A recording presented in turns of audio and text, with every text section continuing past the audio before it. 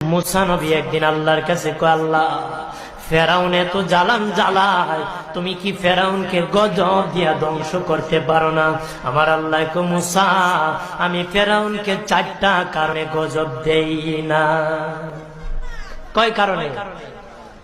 ফেরাউনকে 4টা কারণে গজব দেই না।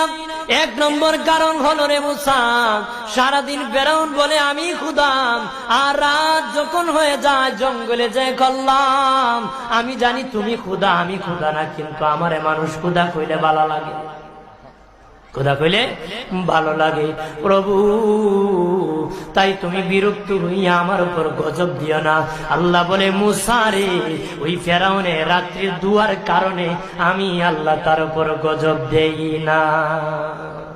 2 নম্বর কারণ হলো, আরে মুসা তোমার মুখে দাড়ি, ফেরাউনের মুখে দাড়ি, তোমার পরনে জুব্বা,